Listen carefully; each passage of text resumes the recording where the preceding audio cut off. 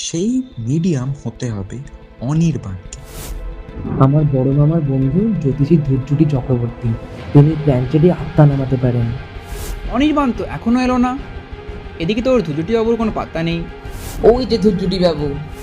আসলে এইসব ব্যাপার হলো ধান্দাবাজ লোকেদের ঠকিয়ে পয়সা কামানোর জন্য। মেঘ যত গর্জায় তত বর্ষায় না। দ্য স্টোরি ক্রিপ্টে আজ শুনুন হিমাদ্রি কিশোর দাশগুপ্তের লেখা একটি ছোট গল্প, ধূর্জুটি বাবুর প্ল্যান্টেড। হিমাদ্রি কিশোর দাশগুপ্তের জন্ম 1973 সালে কলকাতায়। আজকের গল্প আমরা নিয়েছি হাইটেক সিরিজ দ্বারা প্রকাশিত আধার রাতের বন্ধু বইটি থেকে। শুরু হচ্ছে ধূর্জুটি বাবুর প্ল্যান্টেড।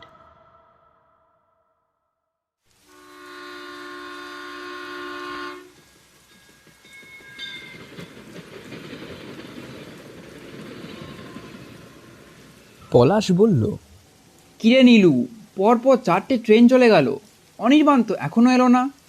এদিকে তোর ধুজুটি বাবুর কোনো পাত্তা নেই। তিনি আবার বাঘমন্ডি পাহাড়ে পঞ্চমন্ডির আসনে বসতে চলে গেল না তো? নীলু বলল, দেখ পলাশ, সিদ্ধ পুরুষদের নিয়ে মজা করবি না। বাঘমুন্ডি নয়, উনি অমাবস্যার রাতে তারাপীঠের মহাশ্মশানে পঞ্চমুন্ডির আসনে বসে সব সাধনা করেছিলেন। উনি যখন কথা দিয়েছেন তখন আমাদের ঠিক নিতে আসবেন। তুই মোবাইল আর একবার ট্রাই কর অনির্বাণকে, ও আবার ঘাবড়ে গেল না তো। শ্যামবাজারের 5 মাথার মোড়ে বসে প্ল্যানচেট ভূতপ্রেত নিয়ে মজা করা, আর এখানে সত্যিকারের প্রেত সিদ্ধ জ্যোতিষীর মুখোমুখি প্ল্যানচেটে বসা, এই দুয়ের মধ্যে অনেক তফাৎ। নীলুর খোঁচাটা বুঝতে অসুবিধা হলো না পলাশের। ও বলল, ঝড় বৃষ্টির মধ্যে হয়তো কোথাও আটকে গিয়েছে, ওর কথার দাম আছে। আর ও যে আমাদের মধ্যে সব থেকে সাহসী ছেলে, তুই তো জানিসই সেটা। এই বলে সে পকেট থেকে মোবাইল বের করে বৃষ্টির ছাঁট থেকে বাঁচার জন্য প্ল্যাটফর্মের শেডের আরেকটু ভিতরে এসে দাঁড়ালো। অনির্বাণকে রিং করার চেষ্টা করে কানে দিয়ে কয়েক মুহূর্ত পর সেটা আবার কান থেকে নামিয়ে নিল পলাশ। নীলু প্রশ্ন করল, কি হলো? পলাশ জবাব দিল, নেটওয়ার্ক ফেলিয়ার এখনো। যা ঝড় বৃষ্টি হচ্ছে, কখন যে নেটওয়ার্ক পাওয়া যাবে কে জানে। তার কথা শেষ হওয়ার সঙ্গে সঙ্গেই করাত করাত শব্দে কাছেই কোথাও যেন বাজ পড়ল। সারা প্ল্যাটফর্ম কেঁপে উঠল সেই শব্দে। আর কিছুক্ষণ পরেই সন্ধ্যা নামবে, বৃষ্টিরও বিরাম নেই। ঝাপসা হয়ে যাওয়া বাইরের দিকে তাকিয়ে পলাশ বলল, আচ্ছা, ধূর্যতিবাবুর বাড়ি এখান থেকে কত দূর? নীলু জবাব দিল, গাড়িতে 8 ঘন্টার পর। উনি গাড়ি নিয়ে আসবেন বলেছেন। এরপর সে বলল, অনির্বাণ না এলে প্রেস্টিজ পাংচার হয়ে যাবে আমার। আসলে উত্তেজনার বসে তোদের কথাটা ওকে আমার বলা উচিত হয়নি। ব্যাপারটা উনিও সিরিয়াসলি নিয়েছেন। এখন তো আমাদের ফিরে যাওয়ারও উপায় নেই। ওর বাড়িতে রাতের খাবারের ব্যবস্থা করে রেখেছেন উনি। এখানে এসে ফিরে যাওয়া মানে ওকে অসম্মান করা। তাছাড়া উনি বড় মামার বন্ধু মানুষ, বড় মামা শুনলেও রাগ করবেন। পলাশ তার কথার জবাবে কিছু বলল না। একটু দূরে প্ল্যাটফর্মের মধ্যে একটা চায়ের দোকান দেখিয়ে সে বলল, চল একটু চা খাই, বেশ ঠান্ডা লাগছে। ওরা দুজন এরপর গিয়ে হাজির হলো চায়ের দোকানের সামনে। দোকানদারকে চা দিতে বলে পলাশ বাইরের বৃষ্টির দিকে তাকিয়ে ভাবতে লাগলো, অনির্বাণ এলো না কেন? কলকাতা থেকে বৃষ্টির দিনে তাদের এই নবাবগঞ্জে আসা বলতে গেলে তো তারই জন্য।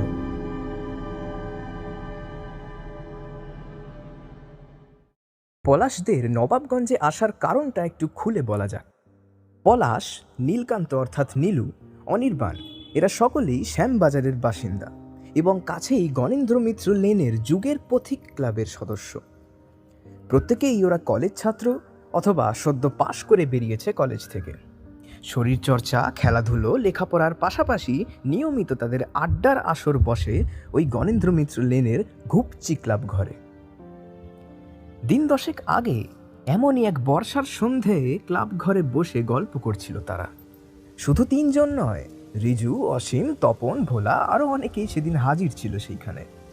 এসব আড্ডা যেমন হয়, এক প্রসঙ্গ নিয়ে আলোচনা হতে হতে অন্য প্রসঙ্গ চলে আসে, ঠিক তেমনই কি একটা কথা আলোচনা করতে করতে হঠাৎ কে যেন তুলে বসলো আত্মা নিয়ে কথা।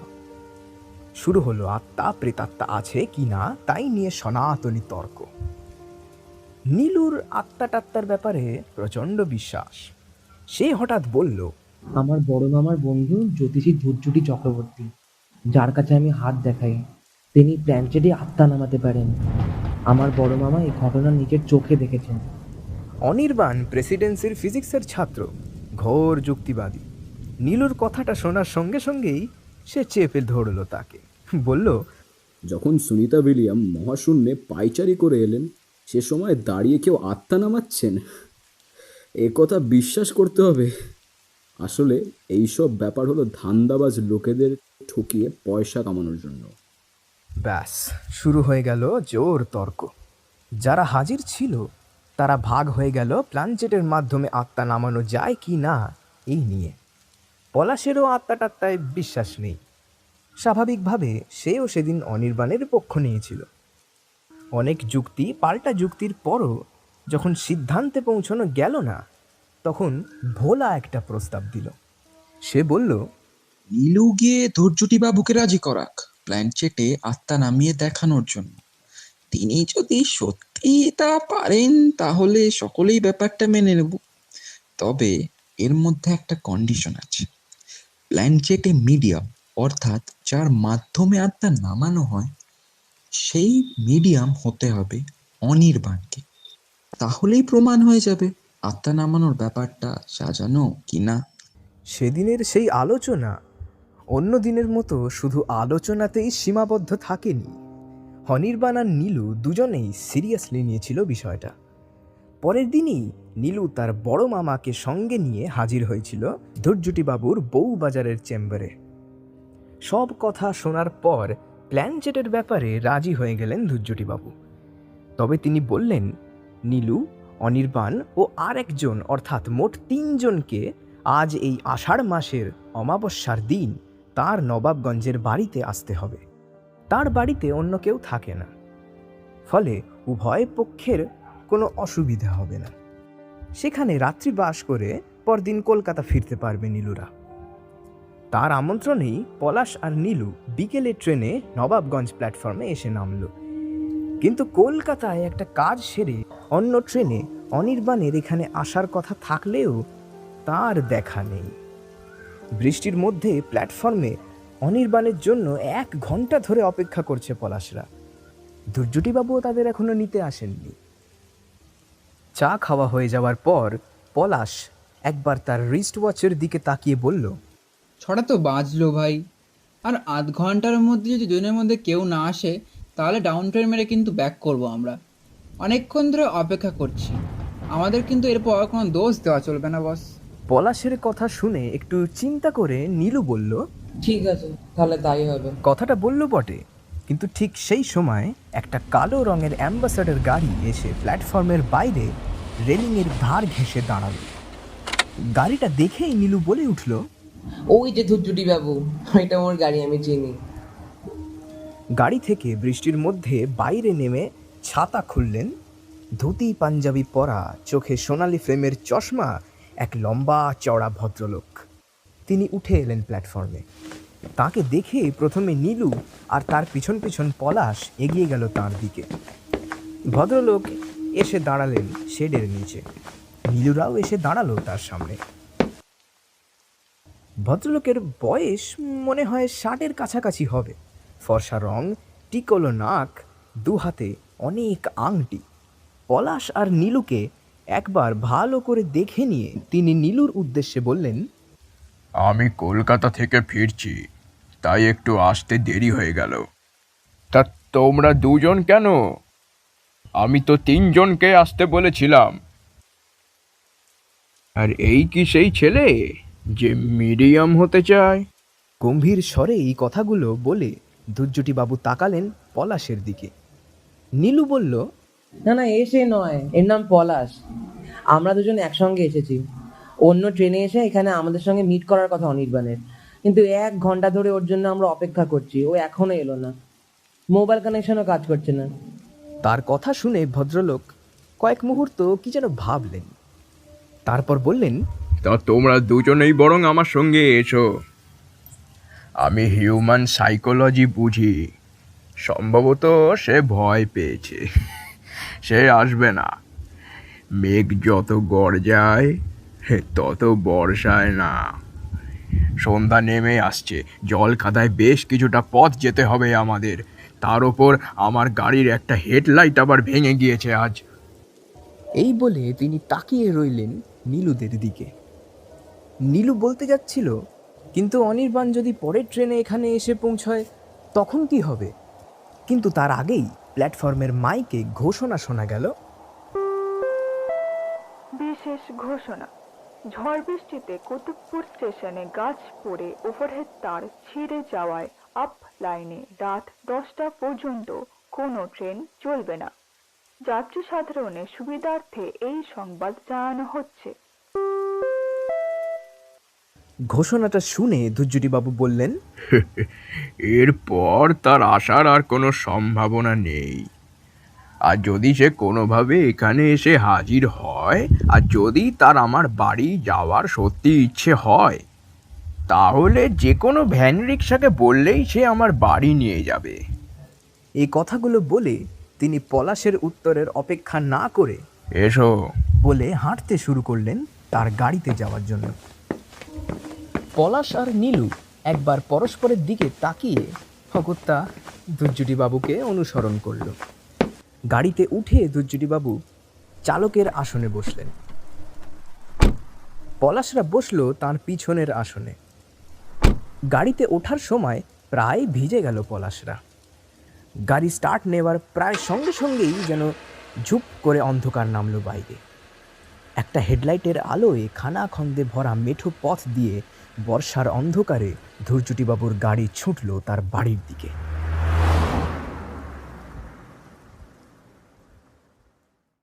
মিনিট 20 পর ধুরজুটিবাবুর বাড়ির সামনে এসে পৌঁছল পলাশ। একটা মাঠের ঠিক মাঝখানে একলা ভূতের মতো দাঁড়িয়ে আছে পুরনো ধাঁচের দোতলা বাড়িটা। কোনো আলো আসছে না বাড়ির ভেতর থেকে। গাড়িতে একটিও কথা বলেননি ধুরজুটিবাবু। পলাশের মনে হলো হয় তিনি গভীরভাবে কিছু ভাবছেন, নয় স্বভাবজাতভাবেই তিনি গম্ভীর মানুষ। গাড়ি থেকে নামার সময় তিনি শুধু বললেন, এখানে এখনো ইলেকট্রিসিটি নেই, তবে একটা রাত তোমাদের আশা করি তেমন অসুবিধে হবে না। পলাশরা গাড়ি থেকে নামতেই ঘাস জমিতে জমে থাকা জলে তাদের পায়ের পাতা ডুবে গেল। বৃষ্টি একটু ধরেছে ঠিকই, তবে বাতাস এখনো বইছে। মাঠের চারপাশ থেকে ভেসে আসছে ব্যাঙের ডাক। জলের মধ্যে ছপ ছপ শব্দে পা ফেলে পলাশরা তার পিছন পিছন উঠে এলো বাড়ির বারান্দায়। পাঞ্জাবির পকেট থেকে একটা ছোট্ট টর্চ বের করে সেটা জ্বালিয়ে চাবি দিয়ে একটা ঘরের দরজা খুললেন তিনি। তারপর ঘরের ভিতরে ঢুকে একটা লণ্ঠন জ্বালিয়ে তাদের দুজনকে সেই ঘরে বসতে বলে ঘর ছেড়ে বেরিয়ে গেলেন। ঘরটা পুরনো হলেও পরিষ্কার পরিচ্ছন্ন। একটা পুরনো আমলের পালঙ্ক আছে ঘরটায়। বিছানার উপর বসে নীলু বলল, সম্ভবত এই ঘরেই আমাদের আজ রাত কাটাতে হবে। পলাশ কোনো জবাব দিল না। সে ভাবতে লাগলো, অনির্বাণ এলো না কেন? সত্যি কি সে ভয় পেয়ে গেল? মিনিট 3 মধ্যেই একটা পাথরের থালায় মিষ্টি আর জল নিয়ে ঘরে ঢুকলেন ধুরজুটিবাবু। থালা আর জলের গ্লাস পালঙ্কের পাশে একটা টেবিলের ওপর রাখলেন। তোমরা এগুলো খেয়ে নাও, আমি ততক্ষণ সান্ধ্যবান্নিক সেরে আসি। এই বলে তিনি ঘর ছেড়ে বেরিয়ে গেলেন। পাথরের থালায় বেশ বড় বড় অনেক মিষ্টি। সেই দুপুরবেলা খেয়ে বেরিয়েছে পলাশরা। মিষ্টিগুলো দেখে তাদের খিদে পেয়ে গেল। তারা খেতে শুরু করলো। সান্ধ্য আহ্নিক সেরে যখন ধুরজুটিবাবু আবার পলাশদের ঘরে এলেন, তখন তাদের খাওয়া শেষ। তিনি পলাশদের বললেন, তা চলো এবার অন্য ঘরে গিয়ে বসে কথা বলি। সে ঘর ছেড়ে বেরিয়ে সবাই গিয়ে হাজির হলো বাড়ির এক প্রান্তে একটা ঘরে। সেই ঘরের ঠিক মাঝখানে একটা কাঠের তেপায়া টেবিলের ওপর একটা ছোট্ট মোমবাতি জ্বলছে, আর সেই টেবিলের চারদিকে সাজানো আছে 4টে কাঠের চেয়ার। এছাড়া অন্য কোনো আসবাব নেই সেই ঘরে।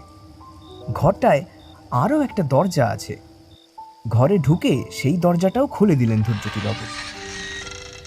বাড়ির পিছন দিকের মাঠ থেকে এক ঝলক ভেজা বাতাস এসে ঢুকলো ঘরের ভিতর। টেবিলের পাশে একটা চেয়ারে বসলেন ধৈর্যটিবাবু। তার কথা মতো সেখানে অন্য দুটো চেয়ারে পাশাপাশি বসলো পলাশ আর নীলু। চেয়ারে বসার পর একবার তাদের দিকে ভালো করে দেখলেন ধৈর্যটিবাবু। পলাশের মনে হলো তিনি যেন তাদের জরিপ করে নিলেন। ফাঁকা চেয়ারটা দেখিয়ে গম্ভীর গলায় তিনি বললেন, একটা চেয়ার তোমাদের সেই বন্ধুর জন্য নির্দিষ্ট ছিল, কিন্তু সে তো এলোই না। 4 জন না হলে প্ল্যানচেটে বসা যাবে না। আমি ভেবেছিলাম তোমাদের কথার দাম আছে, তাই তোমাদের এখানে আমন্ত্রণ জানিয়েছিলাম। এখন বুঝলাম তাকে কথা শেষ করতে না দিয়ে প্রসঙ্গটা এড়াবার জন্য নীলু বলল, প্ল্যানচেটে বসা না গেলেও আপনার মতো সিদ্ধ পুরুষের কাছ থেকে আমাদের অনেক কিছু জানার আছে। আচ্ছা, পঞ্চমুণ্ডির আসনে কিভাবে সব সাধনা করা হয় তা একটু শোনাবেন? আমার খুব জানার ইচ্ছে। কয়েক মুহূর্ত চুপ করে থাকার পর গম্ভীর কণ্ঠে ধৈর্যটিবাবু বললেন, তাহলে এসব কথাই বলি, শোনো। তোমরা যে সাধনার কথা শুনতে চাইলে তা অতি কঠিন সাধনা। লাখে একজন তন্ত্র সাধকের এই সাহস হয়। অনেকের মৃত্যুও হয়েছে এই সাধনা করতে গিয়ে। প্রথমে সংগ্রহ করে আনতে হয় কোনো লাশ। মহাশ্মশানে অমাবস্যার রাতে সেই লাশের ওপর পঞ্চমুণ্ডের আসন পেতে বসতে হয়।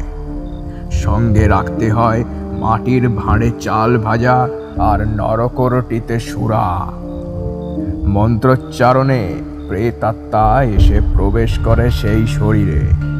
জীবন্ত হয়ে ওঠে লাশ। বিভৎস চিৎকার করে মাঝে মাঝে সে বলে ওঠে, দে দে, আমার বড় খিদে পেয়েছে। তখন এক মুঠো চাল ভাজা আর সুরা তার মুখে ঢেলে দিয়ে শান্ত করতে হয় তাকে। এ সময় কেউ ভয় পেয়ে গেলে তার নির্ঘাত মৃত্যু।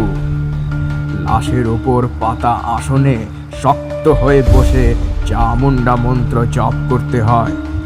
সেই মন্ত্রও অত্যন্ত কঠিন। মন্ত্রের জোরে বসে থাকে প্রেতাত্মা। মন্ত্রে সামান্য ভুলচুক হলে যে বুকের ওপর বসে আছে তাকে ছিটকে দিয়ে উঠে দাঁড়াবে সেই লাশ। তারপর এই পর্যন্ত বলে হঠাৎ চুপ করে গেলেন ধৈর্যটিবাবু। পলাশরা ডুবে গিয়েছিল তার গল্পের মধ্যে। তিনি থামতেই নীলু উত্তেজনা চাপতে না পেরে বলে উঠল, তারপর তার কথার কোনো জবাব না দিয়ে পিছন দিকের খোলা দরজার দিকে তাকিয়ে বললেন, বাইরে থেকে একটা শব্দ আসছে না? তার কথা শুনে কান খাড়া করল পলাশরা। হ্যাঁ, একটা শব্দ। দরজা দিয়ে বাইরে অন্ধকারে কিছু দেখা যাচ্ছে না, কিন্তু মনে হচ্ছে কি যেন মাঠের জমা জলে ছপ ছপ শব্দে পা ফেলে বাড়িটার দিকে এগিয়ে আসছে। ক্রমশই শব্দটা এগিয়ে আসতে লাগলো। বলতে গেলে সে যেন আসছে পলাশরা যে ঘরে বসে আছে সেই ঘর লক্ষ্য করে। সকলেই তাকিয়ে রইলেন দরজার দিকে। দরজার একদম কাছে এসে থেমে গেল শব্দটা। কয়েক মুহূর্ত কোনো সাড়া শব্দ নেই। তারপরেই দরজার বাইরে অন্ধকার থেকে ফুটে উঠল একটি মানুষের অবয়ব। ঘরের ভিতর উঁকি মারল একটা মাথা। তা দেখে চেয়ার ছেড়ে উঠে দাঁড়িয়ে ধৈর্যটিবাবু বলে উঠলেন, কে কে কে কে তুমি? আর তারপরেই আগন্তুককে চিনতে পেরে নীলু চেয়ার ছেড়ে উঠে দাঁড়িয়ে উল্লাসে ধৈর্যটিবাবুর উদ্দেশ্যে বলল, ও হলো আমাদের সেই বন্ধু যার আসার কথা ছিল। ধৈর্যটিবাবু যেন একটু অবাক হয়ে গেলেন। অবশ্য পলাশ আর নীলু অবাক হয়ে গিয়েছে। সে যে এভাবে এখন হাজির হবে তারা কেউ আশা করেনি। ধৈর্যটিবাবু বললেন, এসো এসো, ভেতরে এসো। ঘরের ভেতর পা রাখল অনির্বাণ। সে একদম কাক ভেজা, জল চুঁইয়ে পড়ছে মাথা থেকে। ঘরে ঢুকে একটু হেসে এসে বলল, আমার আসতে একটু দেরি হয়ে গেল, অনেক কষ্ট করে আসতে হলো তো। পলাশ বলল, আমরা তো ভেবেছিলাম তুই আর এলিই না। অনেকক্ষণ আমরা প্ল্যাটফর্মে অপেক্ষা করছি তোর জন্যে। অনির্বাণ পকেট থেকে একটা রুমাল বার করে মাথা মুছতে মুছতে বলল, আমি যখন বলেছি আসবো তখন আসবই, তাও তো এত কষ্ট করেও। ধৈর্যটিবাবু এবার বললেন, দাঁড়িয়ে কেন, চেয়ারে বসো। মাথা মুছে অনির্বাণ এসে বসল পলাশের পাশের চেয়ারটায়। এতই ভিজেছে যে মোমের আলোয় তার মুখ যেন রক্ত শূন্য বলে মনে হচ্ছে। সে বসার পর ধৈর্যটিবাবু তার দিকে তাকিয়ে বললেন, ও, তুমি কি মিডিয়াম হতে চেয়েছিলে? তা তোমার নাম কি? অনির্বাণ প্রথমে ঘাড় নেড়ে বলল, হ্যাঁ, তারপর বলল, আমার নাম তাতাই।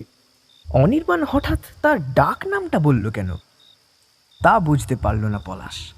তার নাম শোনার পর ধৈর্যটিবাবু বললেন, তা তুমি কি জানো যে মিডিয়াম হয় অনেক সময় কোনো শয়তান আত্মা মিডিয়ামকে ছেড়ে যাওয়ার সময় তার ক্ষতি করে দিয়ে যায়?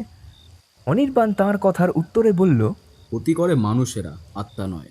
কোনো আত্মা আমার কোনো ক্ষতি করতে পারবে না। ধৈর্যটিবাবুর দিকে তাকিয়ে একটু যেন রুক্ষ স্বরে এই কথাগুলো বলল অনির্বাণ। তার কথা শুনে ধৈর্যটিবাবু কয়েক মুহূর্ত স্থির দৃষ্টিতে তাকিয়ে থেকে গম্ভীর স্বরে বললেন, বাহ, তোমার সাহস আছে দেখছি, তবে বেশি সাহস ভালো নয়। অনির্বাণ তার কথার কোনো জবাব দিল না। ধৈর্যটিবাবু এরপর নীলুর দিকে তাকিয়ে বললেন, তোমাদের বন্ধু যখন এসেই পড়েছে তখন আর পঞ্চমুণ্ডির আসনের গল্প বলে সময় নষ্ট করে লাভ নেই। তোমাদের এই অবিশ্বাসী বন্ধু নিশ্চয়ই ভিতরে ভিতরে উদ্গ্রীব হয়ে উঠেছে প্ল্যানচেটে বসার জন্য। বৃষ্টির মধ্যে এতটা পথ ভিজে এসেছে মিডিয়াম হবে বলে। এই বলে তিনি যেন মৃদু কটাক্ষ করলেন অনির্বাণকে। অনির্বাণ তার কথা শুনে বলল, হ্যাঁ, আপনি ঠিকই বলেছেন, সময় নষ্ট করে লাভ নেই, আমাকে এবার ফিরে যেতে হবে। এ কথা শুনে পলাশ বলল, সে কি রে, তুই আবার এই বৃষ্টিতে ফিরে যাবি? অনির্বাণ একটু বিষণ্ণভাবে পলাশকে বলল, না রে, আমার এখানে রাতে থাকা হবে না, অনেক লোকজন এসেছে বাড়িতে, আমাকে ফিরতেই হবে। ধৈর্যটিবাবু বললেন, ঠিক আছে, তাহলে বরং শুরু করা যাক। দরজা দুটো বন্ধ করে দিতে হবে এবার। হ্যাঁ, তবে প্ল্যানচেটে বসার আগে একটা কথা তোমাদের বলে দিই, কারোর হার্ট দুর্বল থাকলে কিন্তু প্ল্যানচেটে না বসাই ভালো। দুর্ঘটনা ঘটলে আবার আমাকে কিন্তু কেউ দোষ দিও না। তার কথা শেষ হতেই অনির্বাণ একটা বাঁকা হাসি হেসে বলল, আমাদের সকলের হার্ট ঠিক আছে, আপনার হার্ট ঠিক আছে তো? আপনি নিজে ভয় পাচ্ছেন না তো? তার কথা শোনা মাত্রই হঠাৎ যেন দপ করে জ্বলে উঠল ধৈর্যটিবাবুর চোখ দুটো। তিনি কি যেন বলতে গিয়েও নিজেকে সংবরণ করে নিলেন। মৃদু হেসে শুধু তিনি বললেন, যে পঞ্চমুণ্ডির আসনে বসে সব সাধনা করে সে কোনো প্রেতাত্মাকে ভয় পায় না।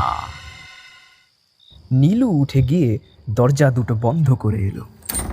টেবিলের একদম কাছে চেয়ারগুলো আরও এগিয়ে নিয়ে এসে বসলো সকলেই। মোমটা প্রায় শেষ হয়ে এসেছে। তার মৃদু আলোয় চেয়ারে বসে থাকা পলাশদের ছায়াগুলো কাঁপছে। চারপাশে কোনো শব্দ নেই।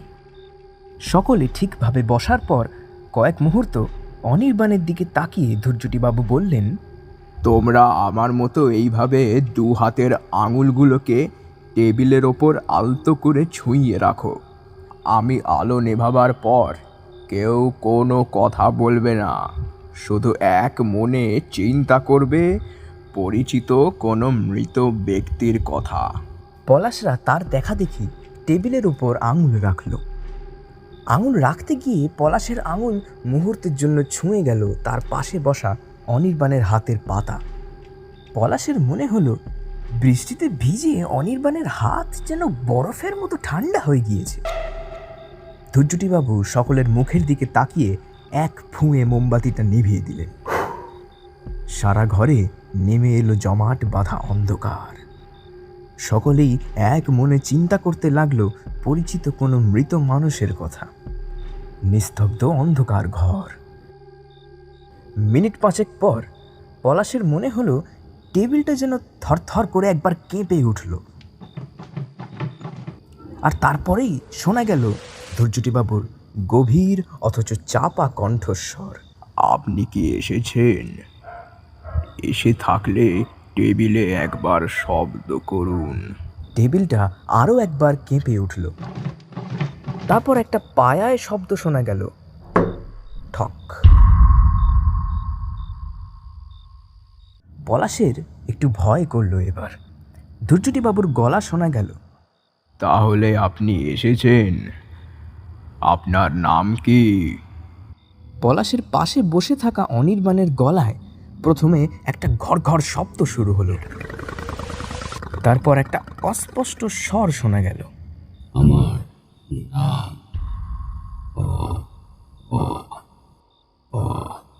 নামটা স্পষ্ট শোনা গেল না শেষ পর্যন্ত। আপনার ঠিকানা কি? এরপর প্রশ্ন করলেন ধৈর্যটিবাবু। আবার সেই ঘড়ঘড় শব্দ শোনা গেল অনির্বাণের গলা থেকে। তারপর একটা ভাঙা ভাঙা স্বরে সে ধীরে ধীরে বলল, গণেন্দ্র মিত্র লেন, শ্যামবাজার। ঠিকানাটা শুনেই প্রথমে একটু চমকে উঠল পলাশ। আরে, এ তো তাদের দুটো বাড়ি পরেই অনির্বাণের বাড়ির ঠিকানা। তাহলে অনির্বাণ অনির্বাণ তাহলে কায়দা করেই তার ডাক নাম বলেছে ধৈর্যটিবাবুকে। হ্যাঁ, আসলে সে প্ল্যানচেটে বসে নাটক করে ঠকাতে চাইছে ধৈর্যটিবাবুকে। ব্যাপারটা ভেবে ভয় কেটে গিয়ে হাসি পেয়ে গেল তার।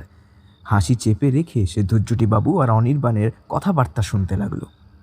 তিনি জিজ্ঞেস করলেন, আপনার কি খুব কষ্ট হচ্ছে?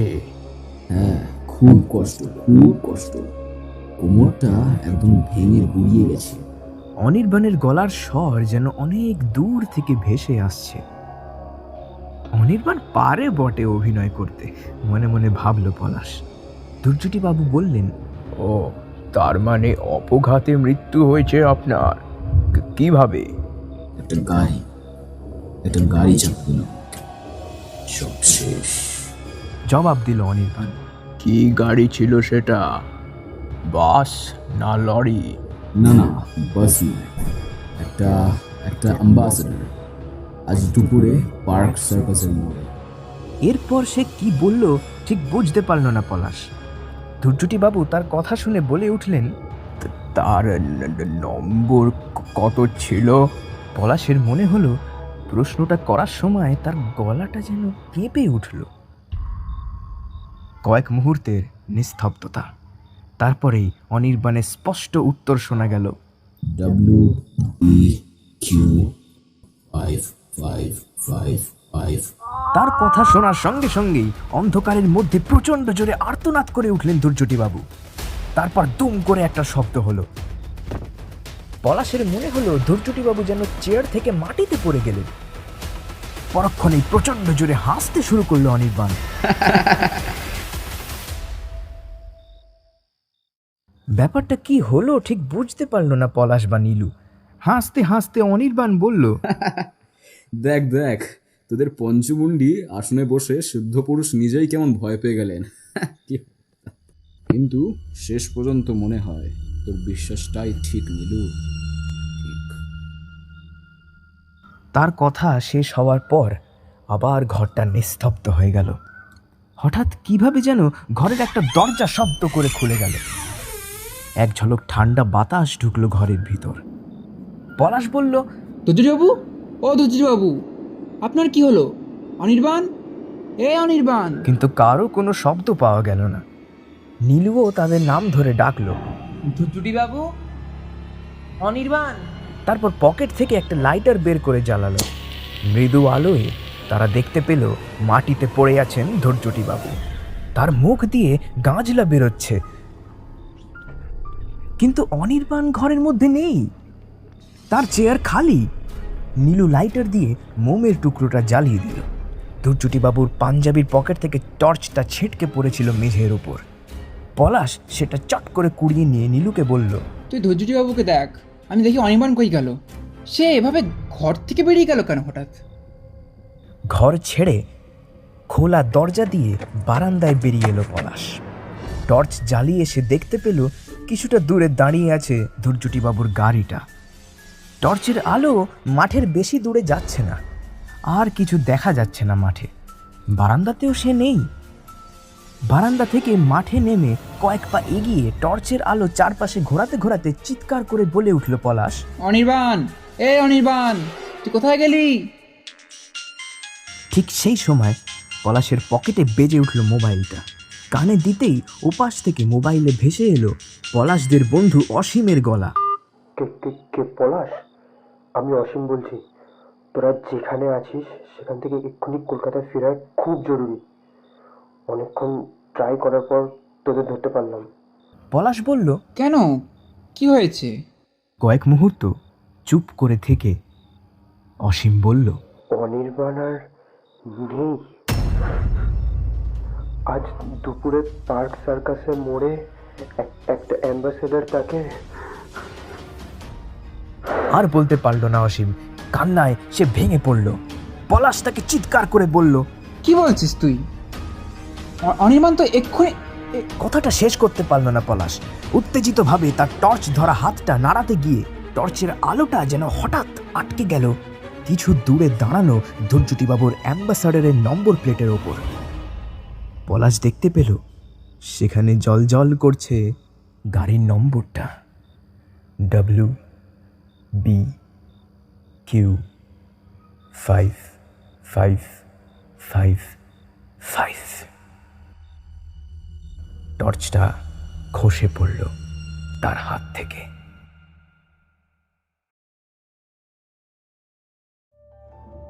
দ্য স্টোরি ক্রিপ্টে শুনছিলেন ধৈর্যটিবাবুর প্ল্যানচেট, রচনা হিমাদ্রি কিশোর দাশগুপ্ত, গল্প পাঠ এবং ধৈর্যটিবাবুর চরিত্রে রাজদীপ, পলাশের চরিত্রে অভিজ্ঞান, অনির্বাণের চরিত্রে আদিত্য, অসীমের চরিত্রে সাগ্নিক, ভোলার চরিত্রে অভিনব, rail station announcer Sampurna, editing Rajdeep, গল্পের সূত্রধার এবং নীরুর চরিত্রে আমি আদৃত। শেষ হল হিমাদ্রি কিশোর দাশগুপ্তর লেখা ধৈর্যটিবাবুর প্ল্যানচেট। আগামী কিছু দিনের মধ্যে আরও একটি রোমাঞ্চকর গল্প নিয়ে হাজির হবে দ্য স্টোরি ক্রিপ্ট।